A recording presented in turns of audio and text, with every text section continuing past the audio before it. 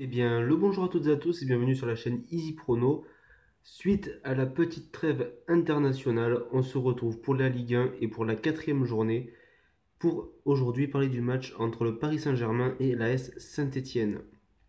Donc le PSG dispose d'une actualité peu réjouissante si je puis dire, car il a eu deux petits événements cette semaine, ces derniers temps, à commencer par la défaite à Monaco sur le score de 3 buts à 1. Un match assez faible de la part des Parisiens et un très bon match côté monégasque qui a fait donc que le Paris Saint-Germain a perdu. Seulement au bout de la troisième journée, est-ce qu'on peut remettre en doute Unai Emery comme certains le font à chambrer avec Laurent Blanc?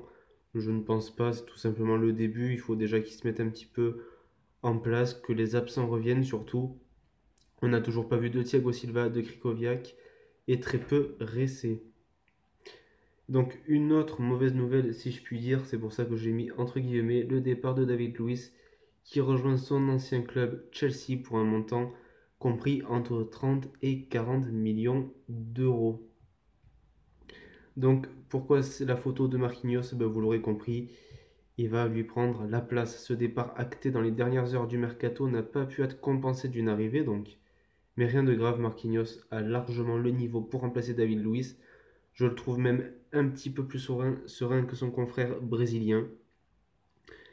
Et puis voilà, nous avons toujours Kimpembe qui est assez performant, qui aura la place de numéro 3.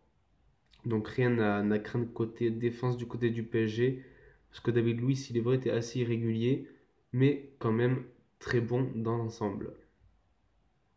Donc parlons maintenant brièvement de Saint-Etienne. Donc Saint-Etienne au cœur du classement, placé à la 10e place du championnat avec 4 points.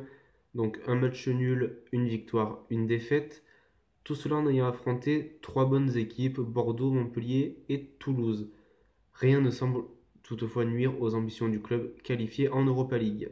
Il faudra cependant prendre des points face aux équipes dites plus faibles. Donc PSG à Saint-Etienne, qu'est-ce que ça donne?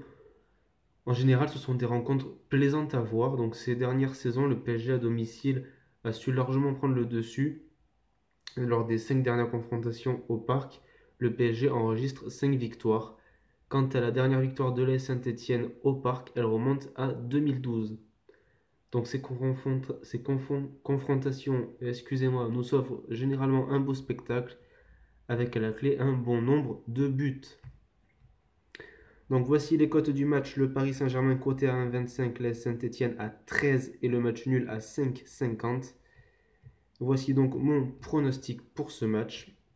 Le PSG aura à cœur de se rattraper donc face à cette boulette contre l'AS Monaco, donc après sa défaite 3 buts à 1 et une prestation médiocre.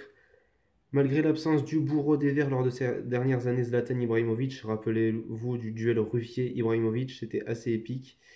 Et le PSG semble toutefois mieux armé que son et plus enclin à gagner cette rencontre. Donc je mise sur la victoire du Paris Saint-Germain avec au moins 2 buts d'écart si vous le souhaitez, ou tout simplement la victoire du PSG. Et en petit complément pour les abonnés ou pour les personnes qui regarderont ce match avant le match de l'équipe de France en Biélorussie, je vous propose un petit extra en vous proposant la France gagner en Biélorussie pour ce premier match des éliminatoires de la Coupe du Monde. C'était Easy Prono, je vous souhaite une bonne journée, une bonne soirée et à la prochaine pour des pronostics football. Ciao.